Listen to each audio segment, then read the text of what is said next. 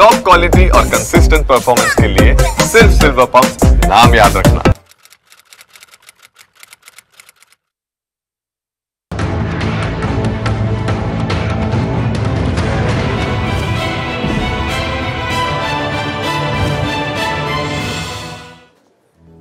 দেখুন, বেঘরে যদি কারো প্রাণ চলে যায়, বিশেষ করে নিম্নবিত্ত মানুষের যারা পেটের দায়ে বাজি কারখানায় কাজ করেন, সে বৈধ হোক বা অবৈধ হোক, তারা তো জানেন না বৈধতা আছে কি নেই।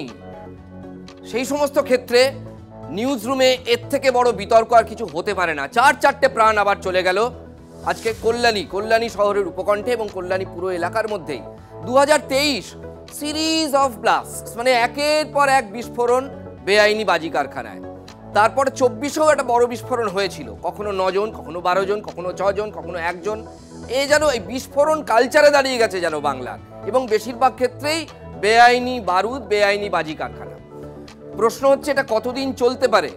রাজ্য সরকারের গ্রিন পলিসি, রাজ্য সরকারের হাব ক্লাস্টার, তার বাস্তবায়ন আমরা কবে দেখব এবং প্রাণ গরিব মানুষের কবে যাওয়া বন্ধ হবে? তাই আজকে আমরা এই শোয়ের নাম দিয়েছি প্রাণের বাজি।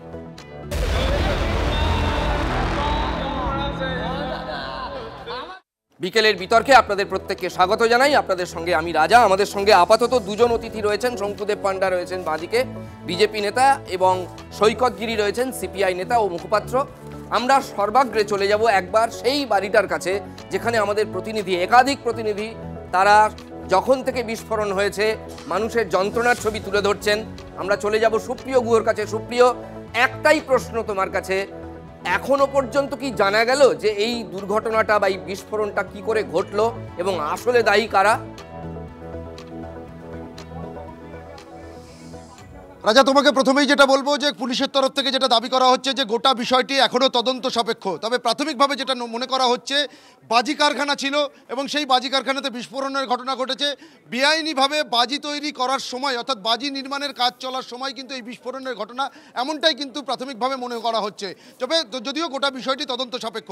আমি আরও একবার এই জায়গাটা, অর্থাৎ যে জায়গাতে এই কারখানা ছিল, সেই কারখানার ছবিটা আমার ক্যামেরা পার্সন কুণালের মাধ্যমে একবার দেখানোর চেষ্টা করছি। ইতিমধ্যেই বিপুল সংখ্যক পুলিশ মোতায়েন করা হয়েছে। প্রায় 1000 স্কোয়ার ফুটেরও বেশি জায়গা জুড়েই কিন্তু এই কারখানা দীর্ঘ প্রায় 10 থেকে 12 বছর ধরে চলছিল, এমনটাই কিন্তু স্থানীয়দের একাংশ। এমনকি এই বিস্ফোরণের ফলে, বাজি কারখানাতে বিস্ফোরণের ফলে যাদের মৃত্যু হয়েছে, ঠিক তেমনই একজন মৃতার মা, তিনিও কিন্তু ঠিক এমনটাই দাবি করেছেন যে 10 থেকে 12 বছর ধরে এই কারখানা চলছিল আর এই কারখানাতেই তার মেয়ে কাজ করত। এবং ঘন জনবসতিপূর্ণ এলাকা। আমার ক্যামেরা পার্সন কুণালকে বলবো একটু এলাকার ছবিটা দেখানোর জন্য, তাহলে রাজা তুমি বুঝতে পারবে যে কোন জায়গাতে এই কারখানার অবস্থান ছিল।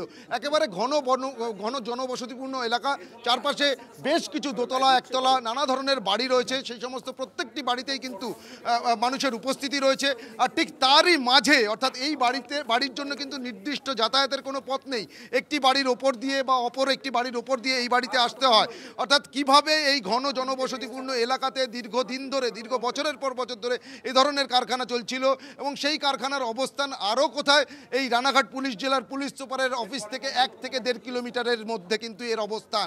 যেখানে আমরা বুঝতে পারলাম ছবিটা এখন স্পষ্ট। সব থেকে বড় কথা, থানা যখন এত কাছে হয় সেখানে নজরদারির সুবিধা হওয়া উচিত। আমরা দেখি ঠিক রিভার্সটা হয়। থানার কাছে যে জায়গাগুলো, সেখানে অপরাধমূলক কাজ বা অবৈধ কাজ বেশি। এটাও কিন্তু একটা পাজল। আমাদের তৃতীয় অতিথি আমাদের সঙ্গে যোগ দিয়েছেন। আমাদের সঙ্গে এই মুহূর্তে রয়েছেন, তৃণমূলের পক্ষে বলবেন বিশ্বজিৎ দাস, রাজনৈতিক বিশ্লেষক। আমরা প্রথমেই শঙ্কুর কাছে আসবো। শঙ্কু, আমার 23-এ আমরা দেখেছি পরপর, আমরা গ্রাফিক্স দেখাচ্ছি TV9-এ বারবার, যে কতগুলো ঘটনা ঘটেছে। মুখ্যমন্ত্রী মমতা বন্দ্যোপাধ্যায় ক্লাস্টারের কথা বলেছিলেন, গ্রিন বাজি পলিসির কথা বলেছিলেন, কিন্তু সেগুলোর কি বাস্তবায়ন হয় না বলেই এটা, এই যে লুকোছাপা করে মানে চোরাগোপ্তা বাজি কারখানা বা স্টকিং করতে হয়, এটা কেন? শুনুন, তৃণমূল কংগ্রেসের এখন সব থেকে বড় বাজির নাম হচ্ছে ঢপবাজি। ঢপবাজি সে বিজিবিএস থেকে শুরু হয়েছে, সব জায়গায় চলছে। আপনি লক্ষ্য করে দেখবেন যে খাগড়াগড়ে প্রথম যখন হলো তখন বলল যে এটা খুব সাধারণ একটা বাজির বিস্ফোরণ। তারপর দেখবেন বকটুই হলো, বললো টিভি পেটে গেছে। তৃণমূল কংগ্রেসের এই বাজি বিস্ফোরণের পেছনেও দেখবেন সন্ত্রাসবাদীদের কোনো না কোনো কানেকশন বেরোবে। এই গলি গুঞ্জির ভেতরে বসে নিশ্চিন্তে সন্ত্রাসবাদীরা RDX জমা করছে। মানে এটাই বলছে, এটা NIA কে দিয়ে তদন্ত করানো উচিত। একদম রাজ্য সরকারের উপর কোনো বিশ্বাসই রাখা উচিত না। ওরা তদন্ত করলে সব চেপে দেবে। এ দেখতে বাজি কারখানা, এ মহাবাজি, আর তৃণমূলের ঢপবাজি। 4টে লোক মারা গেছে। আমার প্রশ্ন, দমকল মন্ত্রী এখনো কি ওখানে শ্রীভূমির অনুষ্ঠানে ব্যস্ত আছেন? কোথায় তিনি? তার কাজটা কি? দমকল দপ্তরের কাজ হচ্ছে ফায়ার লাইসেন্স দেওয়ার আগে মাল কামাই করা। সমস্ত জায়গায় কোনো দমকল কোনো চেক করে না, কিছু করে না। এ তো ওদের কাজ রেগুলারলি মনিটর করা। ওখানকার ডিএম এসপি কি করে? আপনি বললেন না থানার সব থেকে কাছে, থানার যত কাছে তত তোলা বেশি। ধরুন এই কারখানা চলছে, তার মালিক মাসোহারা বাড়িয়ে দিয়েছে, থানার কাছে নিশ্চিন্তে করে যাচ্ছে, থানা তার প্রোটেকশন মানি পাচ্ছে, চলছে। সেই প্রোটেকশন মানি এবার কি 75-25, 75-25, 75-25, 25 রেখে 75 চলে যাচ্ছে। আপনার প্রাথমিক প্রতিক্রিয়া পেলাম আমরা। দেখুন, আমরা সব থেকে বেশি প্রায়োরিটি বা অগ্রাধিকার দেব যারা সাফারার এবং আশপাশের যারা প্রতিবেশী, এই বাড়িটার যারা মারা গিয়েছেন তারা তো গেলেনই, যারা প্রতিবেশী, যাদের প্রাণ যেতে পারতো এমন 2 মহিলার কথা শুনুন। তারা বলছেন যে বারে বারে বলেও লাভ হয়নি যে এরকম একটা ঘনবসতিপূর্ণ এলাকায় বাজি কারখানা বা মজুদ চলছে। অবশ্যই নজরদারির অভাব, নজরদারি আবার সদ ইচ্ছেরও অভাব। প্রশাসনের হাত অবশ্যই আছে, প্রশাসনের ওপর কারোর হাত আছে। হাতের ওপর হাত না থাকলে এইটা একটা চলতে পারে না। ঘন্টা থাকলেই হয়তো আমাদের আশেপাশে বাড়ি হয়তো জ্বলে পুড়ে যেত। সবাইকে জানানো হয়েছিল শৈশবত করে, কিচ্ছু হয়নি। কোনো প্রশাসন থেকেও কোনো ব্যবস্থা নেয়নি। আমাদের কাউন্সিলর দাদাও কোনো ব্যবস্থা নিয়েছে কিনা বলতে পারবো না।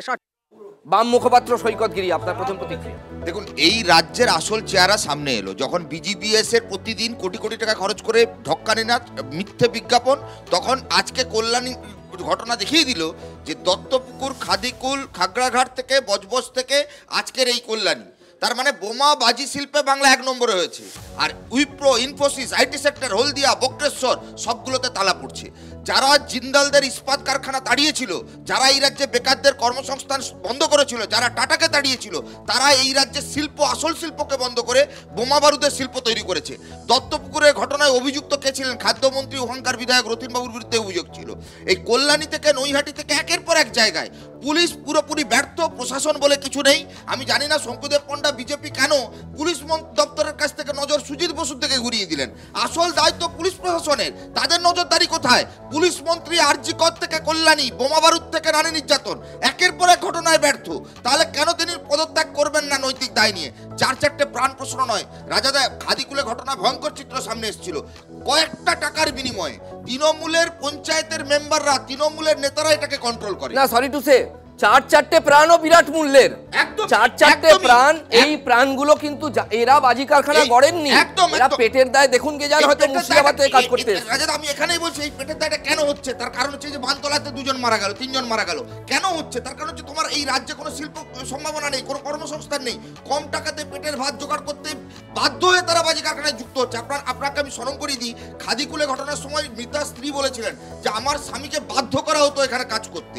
তা স্বাভাবিকভাবে লোকাল স্থানীয় প্রশাসন, পুলিশ, তৃণমূল কংগ্রেস, সিন্ডিকেট, বোমাবাজির সিন্ডিকেট, বারুদের সিন্ডিকেট, সেই উত্তর নেব। বিশ্বজিৎবাবুর কাছে আসবো। বিশ্বজিৎবাবু, কিন্তু তার আগে আগে আমাদের একটা দুটো ভার্সন দেখাবো। দেখুন, নীলিমেশ বাবুর সঙ্গে কল্যাণী পুরসভার চেয়ারম্যান, প্রবীণ নেতা, দীর্ঘদিনের নেতা, কিন্তু নীলিমেশ বাবু বলছেন যে ওটা কারখানা ছিল না। আমার সঙ্গে TV9 বাংলার প্রতিনিধি হিসেবে একটু আগে কথা হয়েছে।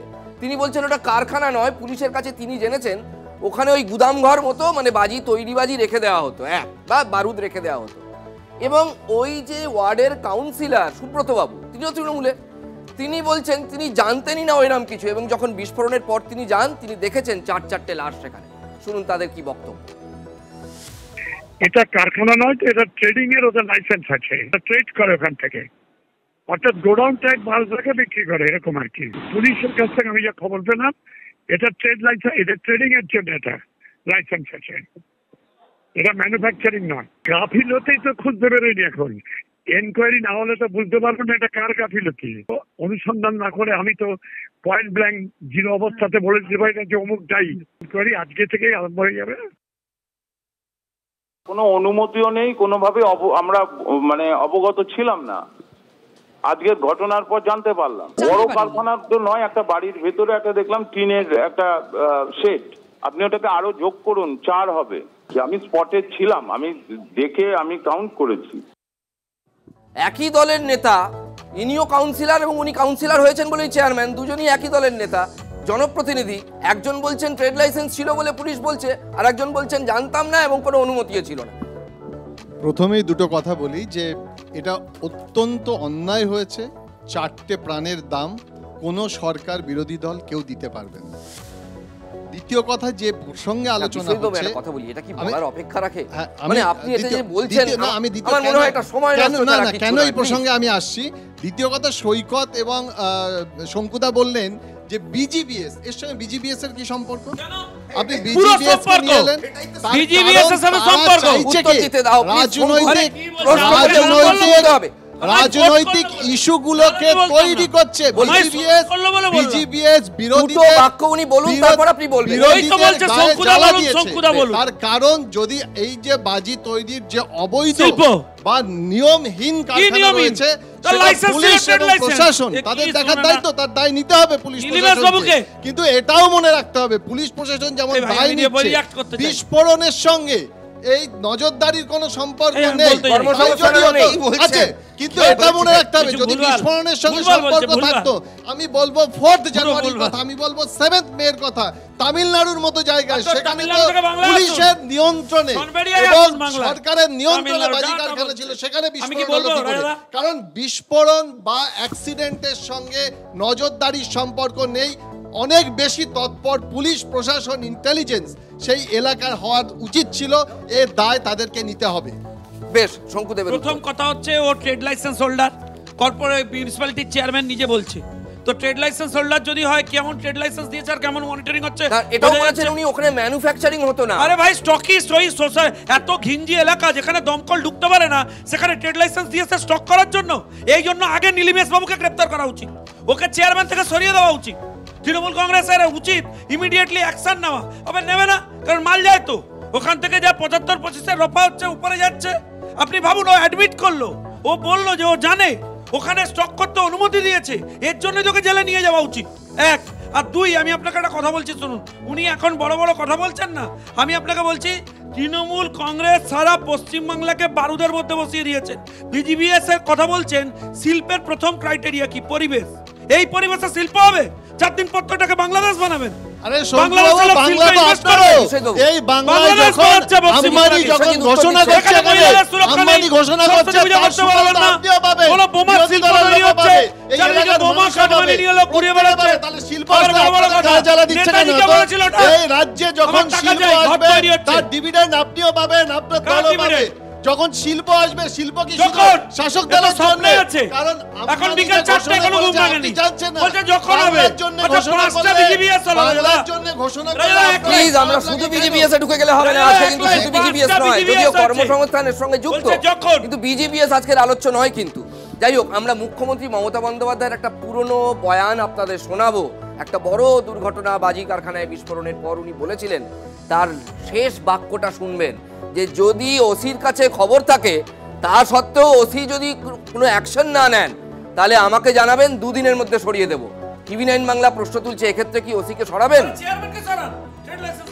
যেখানে যেখানে ইললিগাল বাজি কারখানা আছে, আমরা নিজেরা গভর্নমেন্ট থেকে আমরা বাজি কারখানা তৈরি করবার ক্লাস্টার তৈরি করব। আমি লোকাল মানুষকেও বলবো, আপনারা লক্ষ্য রাখুন, ইললিগাল বাজি কারখানায় কোনো ফায়ার ক্র্যাকার যদি কখনো হয়, সঙ্গে সঙ্গে ওসিকে রিপোর্ট করবেন। আর যদি সেই ওসি অ্যাকশন না নেয়, তাহলে আমার ওপর ছেড়ে দেবেন, আমি ওসিকে 2 দিনে চেঞ্জ করে দেবো। আপনারা TV9-এ আরও একবার TV9 বাংলার পর্দা গ্রাফিক্সটা দেখুন। গ্রাফিক্সের মাধ্যমে আমরা দেখাচ্ছি 23 থেকে এই 25 পর্যন্ত কতগুলো এই বাজি দুর্ঘটনা। দেখুন একের পর এক। নৈহাটি 3/1/2020, এটা 2020-তে হয়েছিল, বাজি কারখানা বিস্ফোরণ, মৃত 4। খাদিকুল, এগরার খাদিকুল, পূর্ব মেদিনীপুর, 16/5/2023, মৃত 12, নিহত বলাই ভালো। বজবজ বাজি কারখানায় বিস্ফোরণ, 3 জনের প্রাণ গিয়েছিল। ইংরেজ বাজার, মালদা, 23/5/2023, মজুদ বাজিতে বিস্ফোরণ, 2 জন মারা গিয়েছিলেন। বারাসাতের নীলগঞ্জ, এই কলকাতার উপকণ্ঠে, এখানেও বাজি কারখানায় বিস্ফোরণ, 9, ফিগারটা ভাবুন, 9 জন। চম্পাহাটি বাজি কারখানায় বিস্ফোরণ, এখানেও মৃত 1। কল্যাণী সর্বশেষ, যা আজকে ঘটলো, বিস্ফোরণে মৃত 4। একবার গুনে নিন পরপর গ্রাফিক্সে কতজনের প্রাণ গেছে। ফলে এটা কোথাও একটা কোথাও একটা পলিসি প্যারালিসিস রয়েছে শঙ্কুদেব পণ্ডা, তাই তো? দেখুন, পলিসি প্যারালিসিসের থেকেও আমি বলবো যে পুরোপুরি ইনভলভমেন্ট রয়েছে। এই বিজনেসে ইলিগাল যে একটা ট্রেড চলছে, সেই ট্রেডে এনারা ইনভলভ হয়ে গেছে এবং সেখানে পুলিশ প্রশাসন থেকে শুরু করে একটা শ্রেণীর মানুষেরা ইনভলভ, এবং তারপর কোনো মনিটরিং নেই, তার ভেতরে ইনভলভমেন্ট চলে গেছে। আপনি যেটা বলছেন সেটা মনিটরিংয়ে হচ্ছে ডিফিকাল্টিস থাকতে পারে, পলিসি প্যারালিসিস সেই ব্যাপারটা নেই। এখানে সবাই ভাগ খাচ্ছে, এখানে 4টে প্রাণ গেল, তাদের তো ক্ষমতা নেই এটা নিয়ে কখনো না। দেখুন, সময় কমে আসছে, ফার্স্ট সবাই একটু করে বলুন, বারবার সুযোগ পাবেন। দেখুন, প্রথমত হচ্ছে এই বাজি কারখানা, বেআইনি বাজি বা বিষ মদ, এই সমস্ত ক্ষেত্রে ঘটনা ঘটে, তারপর মৃত্যুর ঘটনা ঘটে, তারপর ক্ষতিপূরণ যায়। আমার আপনার ট্যাক্সের টাকায় সরকার, শাসক দল তারা কাটমানি খেয়ে এই বেআইনি ব্যবসাগুলো চালাতে দেয়, মানুষের প্রাণ যায়, আর আপনার আমার ট্যাক্সের টাকা খরচ হয়। যে সরকার শালবনীতে তৎকালীন মুখ্যমন্ত্রী বুদ্ধদেব ভট্টাচার্য রামবিলাস পাসওয়ানের কনভয়ে বিস্ফোরণ ঘটিয়ে, বাজি বিস্ফোরণ ঘটিয়ে শিল্পকে তাড়িয়েছে, তারা আজকে শিল্প সম্মেলনে যে টাকা খরচ করছে পুরোটা ডুবে গেল। আজকে বাংলার ভাবমূর্তি আজকে লজ্জিত। আমাদের একটু রাগ আছে এদেশে, মানে এই রাজ্যে শিল্প নিয়ে, কারণ তারই প্রত্যুত্তরে বিজিবিএস এর এই উত্তর। আমি ওই প্রসঙ্গে যাব না। এইমাত্র যে মন্তব্য আপনি দেখালেন মুখ্যমন্ত্রী সদিচ্ছা নিয়ে তো প্রশ্ন থাকতে পারে না। আপনি যে প্রশ্ন করলেন যেখানে সদিচ্ছা আছে, আমি সর্বভাবে করব রয়েছে, যেখানে মানুষের প্রাণের সদিচ্ছা আছে, আমি সর্ব তৈরি করব, কিন্তু আমি বেআইনি ব্যবসা করব আছে তাদেরকে সদিচ্ছা সরিয়ে দেওয়া হবে। বাজি শিল্প এক নম্বরে গেছেন, বড় এক নম্বরে গেছেন, মানুষের চাকরি শিল্পে পুলিশ এবং প্রশাসন তারা ব্যবস্থা নেবে। বিশ্বজিৎবাবু, আমার একটা প্রশ্ন আছে। কিছু হলে আমরা পুলিশকে ধরি, পুলিশকে ধরাটা না তুলনামূলকভাবে সহজ। ধরবো না, না ধরবো, কিন্তু পুলিশকে চালায় পলিটিক্যাল লিডারশিপ পুলিশকে চালায়, মানে আমাদের এখানে দুর্ভাগ্যবশত এটা সিস্টেমে দাঁড়িয়ে গেছে যে বেড়ে বেটাকেই ধর। আমি বলছি না এই ওসি একেবারে আপনি কি বলছেন, পুলিশের যদি যারা জনপ্রতিনিধি তাদের কথা বলো, তাদের জন্য কাজ করতে পারছে না তাদের কথা বলো। পুলিশকে ছেড়ে দিয়ে আমি যদি মনে করি শুধু জনপ্রতিনিধি থেকে শুরু করবো,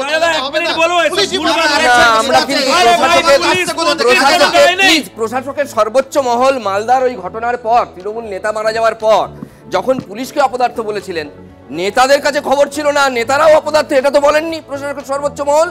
আরে ডাইরেক্ট যার সঙ্গে যোগাযোগ, পুলিশের যেটা দায়িত্ব, পুলিশ যদি সেটা না করতে পারে, যদি আরে আমার কলিগের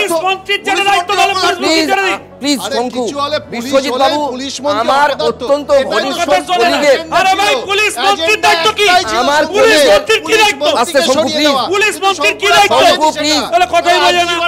পুলিশের দায়িত্ব না, বিশ্বজিৎ বাবু আমার ক্লোজ কলিগের লাইফ থ্রেট থাকলে তিনি বারবার দলের মধ্যে সে কথা বললে সেটা দলকে যদি কেউ না জানান সে অপরাধী হলো না, শুধু পুলিশ অপরাধী। দলকে জানাতে হবে তো। না বলছে যে দল তদন্ত করতে হবে, বাংলাদেশ আপনি তো বলেই চলেছেন বাংলাদেশ সীমান্ত, এক সেকেন্ড শঙ্কুদা প্লিজ, কল্যাণী বাংলাদেশ সীমান্ত লাগোয়া এই বোমা বারুদ এটা স্টক হয়েছে, তাহলে কি এর সঙ্গে আন্তর্জাতিক যোগাযোগ রয়েছে? বাংলার বাইরে থেকে কি বোমা বারুদ সাপ্লাই হচ্ছে? দেশের সরকার কি করছে? দেশের